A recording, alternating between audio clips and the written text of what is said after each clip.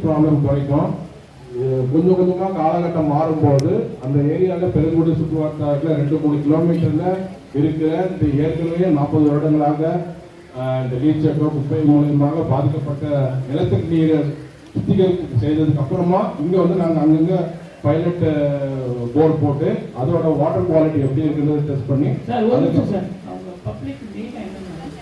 நம்ம அந்த லேண்டை வந்து மாஸ் லேண்டா மாற்றத்துக்கான முயற்சி தான் இதுவே முன்னுரைக்கு நான் இருக்கிற குப்பையில அதான் எனக்கு தெரிஞ்சு இப்ப இருக்கிற அந்த லேண்ட்ல காய்கறி வச்சா 25 வருஷத்துக்கு நம்ம சாப்பிடக்கூடாது. பாய்ச்சல் இருக்காங்க 25 வருஷத்துக்கு அங்க ஒரு காய்கறி போட்டீங்கன்னா 25 வருஷம் வந்து அதை நம்ம சாப்பிடக்கூடாது. பாய்ச்சல் ஒவ்வொரு பாய்ச்சல் அதில் இறங்கி அதெல்லாம் மாற்றத்துக்கான முயற்சி, அதை மாஸ்லாண்டா மாற்றத்துக்கான முயற்சி தான் இது. முதல்ல அதை புரியல, தப்பா புரியல. பத்தி நான் சொல்றேன் முயற்சியை பார்த்து வச்சு ஏதோ நம்ம விளையாடுறதுக்கோ அதுக்கான முயற்சி கிடையாதுங்க. தயவு செஞ்சு அதை புரிஞ்சுக்கங்க. இந்த முயற்சி வந்து என்னன்னா இப்ப நீங்க சொன்னீங்கல்ல மாஸ்லாண்டை பாதுகாக்கணும். ஏற்கனவே மாஸ்லாண்டை குப்பை கொட்டி அது வந்து அசுத்தமாயிடுச்சு. அதை சரி பண்றதுக்காக இவ்வளவு செலவு பண்ணி மாஸ்லாண்டா மாத்துறதுக்காக முயற்சி தான். தயவு செஞ்சு புரிஞ்சுக்கணும். அது நீ கொஞ்சம் நாங்க எங்களுக்கு டெக்னிக்கல் விளக்க தெரியாது சார், ப்ளீஸ் நீங்க சொல்லுங்க. அதுதான் சார் முன்னுரையிலேயே நான் ஆரம்பிச்சுட்டு தான் போனேன். இப்போ உங்களோட மறுபடியும் அதை வந்து ஸ்ட்ரெஸ் பண்ற காரணம் வந்து குப்பையை வந்து நம்ம தெருவில் குப்பை இருந்ததுன்னா அதை எடுத்துட்டு நம்ம என்னோட பண்ணிக்கலாம். இது வந்து 40 வருடங்களாக அது பாழ்படுத்தப்பட்டிருக்கு. அதை எடுக்கும் போதும் பூமிக்கு அடியிலையும் அதோட இம்பாக்ட் இருக்கும்.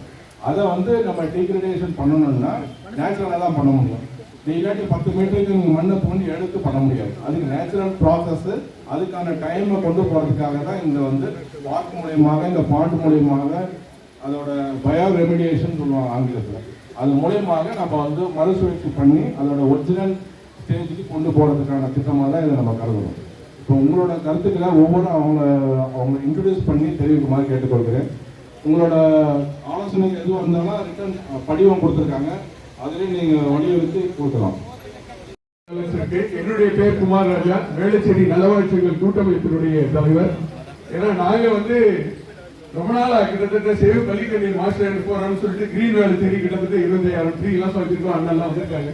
ஸோ இதெல்லாம் ஒரு பக்கம் இருந்தாலும் அந்த மார்ஷ்லேண்டை பாதுகாக்க வேண்டிய கடமை எல்லாருக்கும் உள்ளது. உங்களுக்கும் இருக்கு, எங்களுக்கும் இருக்கு.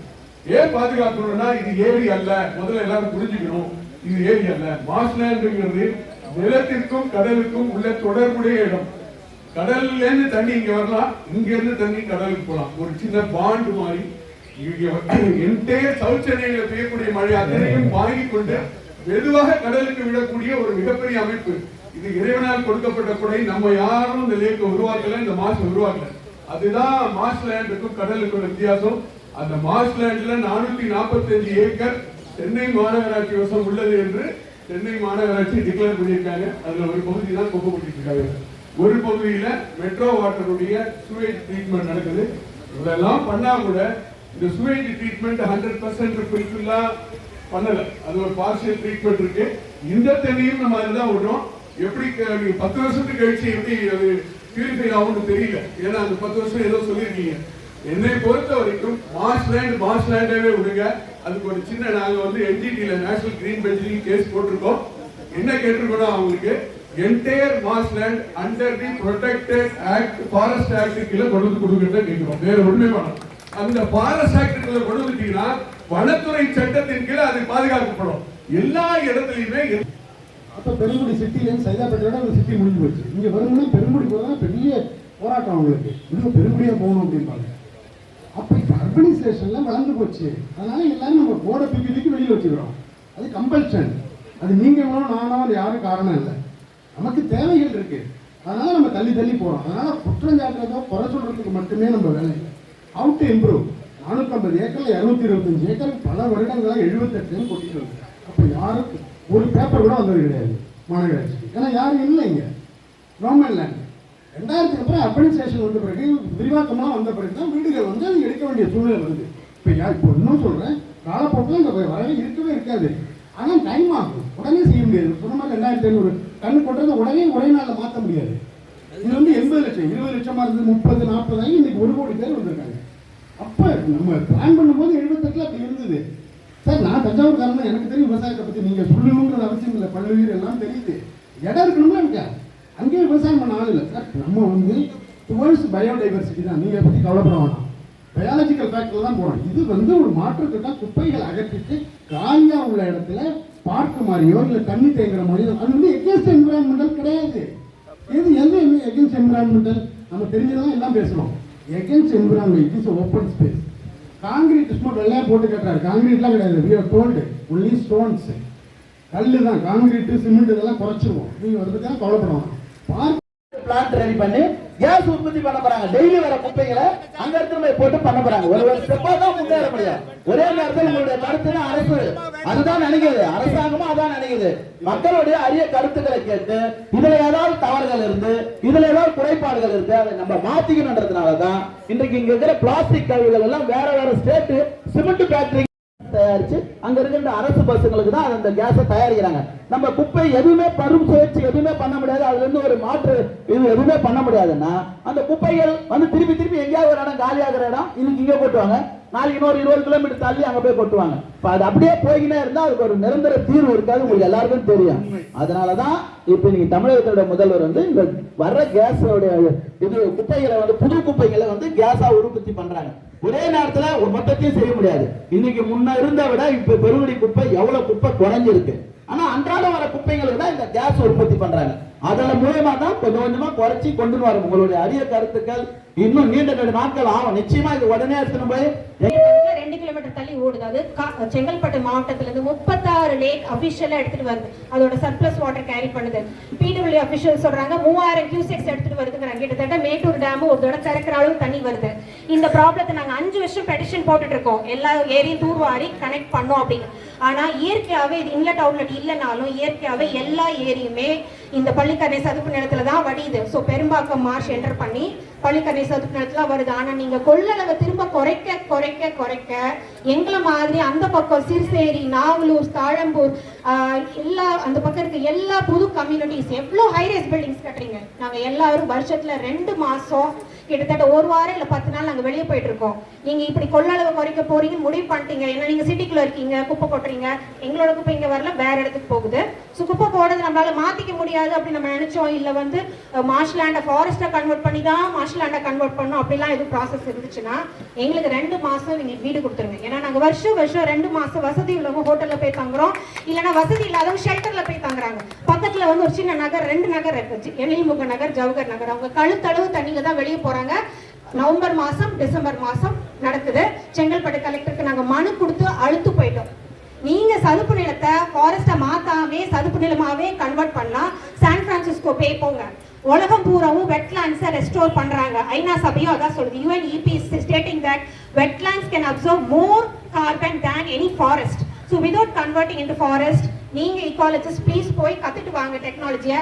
எங்களோட உயிரும் உடமையும் இப்போ உங்க கையில தான் இருக்கு. எங்களுக்கு பூங்கா வேண்டாம், எங்களுக்கு பாதுகாப்பான உயிர் வேணும். எங்க அதனால நீங்க எதிர்பார்க்கிற மாதிரி எல்லாத்தையும் உணர்ந்துதான் தமிழக அரசு இன்னைக்கு இவ்வளவு கால்வாய் போடுறாங்க. இப்ப இன்னொன்னு பாருங்க, இன்னைக்கு திருப்பி 8ஆம் தேதி ஒரு டெண்டர் விட்டுருக்காங்க. நாராயணபுரம் ஏரியில கூடுதலா அந்த ஏற்கனவே ஆல்ரெடி ஒரு சிமெண்ட் கால்வாய் இருக்கு, கூடுதலா கால்வாய் வேணும், மழை தண்ணீர் கொண்டு போக முடியும் நாராயணபுரம் ஏரியில இருந்து மார்ஷ்லேண்டுக்கு. இன்னொரு கூடுதல் கால்வாய் வந்து இன்னைக்கு ஒரு 33 கோடி ரூபாய் மதிப்பில் இன்னைக்கு WRT மூலமா ஒரு கால்வாயை டெண்டர் விட்டுருக்காங்க. இப்படி வேகமா தான் முடிஞ்ச அளவுக்கு இன்னைக்கு வேலைகள் நடந்துட்டு இருக்கு. நம்ம இல்லைன்னு சொல்ல முடியாது. அதே சமயத்துல மடிப்பாக்கம், இந்த உள்ளகரம் பொழுதுவாக்கம், இங்க இருக்கிற துறைப்பாக்கமா இருந்தா இங்க இருக்கிற எல்லா பகுதிகளுக்கும் மழைநீர் கால்வாய் கிட்டத்தட்ட 500 சில்லறை கோடி ரூபாய் இந்த இப்ப 16ஆம் தேதி ஒரு டெண்டர் வருது. இப்ப இவ்வளவு பண்ணிட்டு இருக்காங்க. பாதாள சாக்கடை, குடிநீர் எல்லாம் பண்றாங்க. குப்பைகள்லாம் முன்னால எப்படி இருந்ததுன்னு உங்களுக்கு தெரியும். இன்னைக்கு ஒரு பிரைவேட் இதுல கொடுத்து குப்பைகளை முடிஞ்ச அளவு சாலைகளை தொட்டிகளே இல்லாத மேக்சிமம் குறைச்சிட்டோம். இன்னைக்கு படிப்படியா நம்ம அந்த குப்பைகளை அகற்றுவதற்காக தான் இன்றைக்கு அரசு மிகப்பெரிய முயற்சி எடுத்துனது. சுற்றுப்புற ஆர்வலர்கள் உங்களை போன்றவர்கள் நீங்க அரிய கருத்துக்களை சொல்றதை வச்சு இன்னைக்கு கொஞ்சம் குப்பைகளை வந்து மக்களிடம் விழிப்புணர்வு நிறைய வந்தாச்சு. விழிப்புணர்வு யாரா வந்து நம்ம குப்பையை பிச்சு கொடுக்கணும், நிறைய பேர் கொடுக்குறாங்க, ஒரு சிலர் கொடுக்கல. அதுக்காக இன்னும் அது ஒரே நாட்டில் நம்ம எல்லாரையும் யாரையும் குறைலாம் சொல்ல முடியாது. நம்ம அதுக்கு தகுந்த பணிகளை செஞ்சு கொடுத்து அவங்க கையில அதை எதிர்பார்க்கறது நல்ல ஒரு விஷயம். நீங்க சொல்ற கருத்துக்கள் அனைத்தும் வந்து ஒரு மிகப்பெரிய அளவில் தமிழ்நாடு அரசுக்கு வந்து உங்களுடைய ஆலோசனைகளாக ஏற்றுக்கொள்ளப்படுகிறது. அதே சமயத்தில் நீங்கள் சொல்லுகின்ற ஒவ்வொரு கருத்துக்களையும் உள்வாங்கி அந்த வீடியோ பதிவின் மூலமாக அது சம்பந்தப்பட்ட துறை இன்னும் மீண்டும் ஆராய்ந்து இங்க இருக்கின்ற மக்களுடைய பெரும்பான்மையான கருத்து இந்த ஈகோ பார்க் வேணாம் என்ற மாதிரி ஒரு கருத்து தான் எல்லாருடைய கருத்து இருக்கு. வேணுன்றவங்க யாராவது கருத்துக்கள் யாராவது இருக்கா? சோசியல் மீடியாலாம் பார்ப்பீங்க. தொடர்ந்து அவங்க வந்து இந்த பள்ளிக்கரணை சதுப்பு நிலமாக இருக்கணும் அப்படின்னு தொடர்ந்து அவங்க அது சம்பந்தப்பட்ட துறை அமைச்சரை எல்லாரையும் போய் பார்த்து நம்முடைய பாராளுமன்ற உறுப்பினர் இதுல எந்த விதமான சேஞ்சஸ் இருக்கக்கூடாது. இப்ப மழைக்கு வந்து நம்முடைய பொதுப்பணித்துறையினுடைய அமைச்சர் வேல் வந்தாங்க. அவங்க பேர் ரெக்வஸ்ட் பண்ணாங்க, இந்த ரோடு இருக்கிறது தப்பு, இந்த ரோடு இருக்கக்கூடாது, இது ஓவர் பிரிட்ஜா ஓஎம்ஆர்ல இருந்து நீங்க நேரடியா பிரிட்ஜ் எடுத்து வரணும் அப்படின்னு நேரம் மேல அந்த பிரிட்ஜ்ல இருந்து அந்த அன்னைக்கு தாரா வரும்ன்ற மாதிரி கொடுமை யோசிச்சு 93 ஏக்கர்ல சொன்னீங்க. 500 ஏக்கர்ல நாங்க அவசரப்படுறோம். நான் வந்து எங்க வெல்ஃபேர் அசோசியேஷன் பிரசிடென்டா 50 வருஷமா இருக்கிறேன். என் வயசு 88. ஆபீசர் ஹார்பர்ல கிளாஸ் 1 ஆபீசரா ரிட்டையர் ஆகி 75ல இருந்து எங்க பிரசிடென்டா இருக்கிறேன். எவ்வளவோ பெட்டிஷன்ஸ் எழுதியாச்சு. என்ன சொன்னாலும் கார்பரேஷன் சென்னை கேட்கிற மாதிரியே இல்ல, கொட்டிக்கிட்டே இருக்காங்க. கமிஷனருக்கு எப்படி கேஸும் போட்டோம். கேஸ்ல என்ன தீர்மானம் வந்துருச்சுன்னா இனிமேல புற வராதுன்னு சொல்லிட்டாங்க. ஷிஃப்ட் பண்ற மாதிரியோ அந்த கிரீன் லேண்ட் ஒழுங்கா செய்யற மாதிரியும் சொல்லல. இப்ப இதெல்லாம் பேசும்போது இவங்க எல்லாம் பேசுறது கேட்கும் போது மறுபடியும் மார்ச் லேண்டாவே இருந்தா நல்லது. அது கிரீன் ஃபீல்ட், அது ஏற்கனவே எப்படி இருக்கும் அதே மாதிரி இருந்தா எங்களுக்கு பல கோடி நீங்க ஆதாயம் பண்ற மாதிரி. தயவு செய்து எதுவும் மாத்தாதுங்க. கொட்டினதெல்லாம் ரிமூவ் பண்ணி என்ன செய்யணுமோ அதை செய்யுங்க. இனிமேல எங்களால தாக்கு பிடிக்க முடியாது. 50 வருஷம்ன்றது லைஃப்ல நினைச்சு பாருங்க. 33 வருஷத்துக்கு பென்ஷன் கொடுக்கறாங்க. ஆனா 50 வருஷமா வந்து பிரசிடென்ட் நகர மாநகராட்சி எல்லைக்கு உட்பட்ட மண்டலம் 14 உள்ளடங்கிய பெருங்குடி குப்பை கிடங்கில் இருக்கின்ற மறுசுழற்சி முறையில் இன்றைக்கு குப்பைகளை பிரித்து பல நிலைகளில் பல தொழில்நுட்பத்தை பயன்படுத்தி இன்றைக்கு பெருமளவில் குப்பைகளை குறைக்கப்பட்டு கொண்டிருக்கின்றது. அந்த குறைத்த அந்த பகுதிகளில் சுமார் ஒரு 93 ஏக்கர் நிலப்பரப்பில் புதிய ஒரு திட்டத்தை அறிமுகப்படுத்தி அந்த திட்டத்தின் மூலமாக அரசு ஒரு திட்ட மதிப்பீடுகளை தயாரித்து அந்த திட்ட வரைபடங்கள் எல்லாம் எப்படியெல்லாம் அந்த பூங்காக்கள் அமையப்போகுது என்ற அரிய வரைபடங்களை பொதுமக்களுடைய கருத்துக்களை கேட்கின்ற வகையில் இன்றைக்கு பெருங்குடியில் இன்றைக்கு மக்கள் நல்வாழ்வு சங்கத்தின் மூலமாகவும் இங்கே இருக்கின்ற பொதுமக்களை எல்லாம் அழைத்து அவர்களுடைய கருத்துக்களை கேட்டோம். அந்த கருத்துக்களின் கேட்ட அடிப்படையில் இங்கே வருகை தந்துள்ள உயர் அலுவலர்கள், சென்னை மாநகராட்சியினுடைய இன்றைக்கு ஒட்டுமொத்த அலுவலர்களும் இங்கே வருகை தந்து அந்த பொதுமக்களுடைய கருத்துக்களை கேட்டறிந்தார்கள். அதில் ஒரு சிலர் அந்த பயோ மைனிங்கை பற்றி எப்படியெல்லாம் பண்ணக்கூடிய ஒரு சூழ்நிலையை என்பதையெல்லாம் திட்ட விளக்க உரை ஆற்றி அதற்காக பணிகளையும் வரைபடத்தில் காமிக்கப்பட்டது. இருந்தாலும் கூட இன்றைக்கு அந்த சதுப்பு நிலமாக இருக்கின்ற அந்த மார்ஷ்லேண்ட் என்ற சதுப்பு நிலமாக இருக்க வேண்டும், அதில் எந்த விதமான பயன்பாட்டையும் கொண்டு வரக்கூடாது என்று பொதுமக்களுடைய அந்த குடியிருப்பு நல சங்கத்தினுடைய நிர்வாகிகளுடைய கருத்துக்கள் கூறியிருக்கின்றார்கள். அந்த கருத்துக்களை எல்லாம் இன்றைக்கு பதிவு செய்யப்பட்டு அவர்கள் மனுக்களாகவும் வழங்கப்பட்டிருக்கிறார்கள். அதையெல்லாம் இன்றைக்கு உயர் அதிகாரிகள், உயர் அலுவலர்கள் அதை பரிசீலித்து அது அரசுக்கு அதனுடைய நிலைப்பாட்டை எடுத்துரைத்து அதற்கு பின்னால் அதை என்னெல்லாம் திட்டங்களை எப்படியெல்லாம் அதை அவர்கள் சொல்லிய கருத்துக்களையும் அரசினுடைய திட்டங்களுக்கு சட்டங்களுக்கு இன்றைக்கு இருக்க NGT இது போன்ற பல நிலைகளில் இன்றைக்கு வழக்குகள் இருக்கின்றது. அதற்கெல்லாம் அது ஒருமித்த குரலாக அது ஒருமித்த செயல்பாடுக்கு உரிமையாக இருக்கும் என்றும் அந்த இதை பயன்படுத்துவார்கள். இல்லை என்றால் பொதுமக்களுடைய கருத்துக்களை உள்வாங்கி இருக்கின்றார்கள். ஆகவே அந்த பொதுமக்களுடைய கருத்துக்கள் 100% தமிழக அரசு நிறைவேற்றுகின்ற அரசாகவும் தமிழகத்தில் இருக்கின்ற முதல்வர் அவர்கள் இன்றைக்கு மிகப்பெரிய அளவில் இந்த பெருங்குடி குப்பை கிடங்குக்காக பல திட்டங்களை வகுத்து கொண்டிருக்கின்றார்கள்.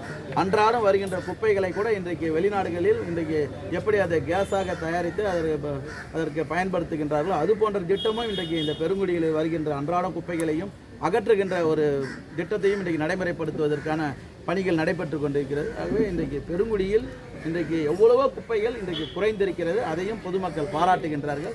நம்முடைய பாராளுமன்ற உறுப்பினரும் இந்த பள்ளிக்கரணை சதுப்பு நிலத்தை பற்றி பல நிலைகளில் பாராளுமன்றத்தில் சம்பந்தப்பட்ட துறை அமைச்சர் எல்லாம் எடுத்து சொல்லி இந்த சதுப்பு நிலமாக இன்றைக்கு மாற்றுவதற்கு பெரும் முயற்சி எடுத்துக் கொண்டிருக்கிறார். அதேதான் பொதுமக்களும் இன்றைக்கு அவர்களுடைய கோரிக்கையாக இருந்து கொண்டிருக்கிறது.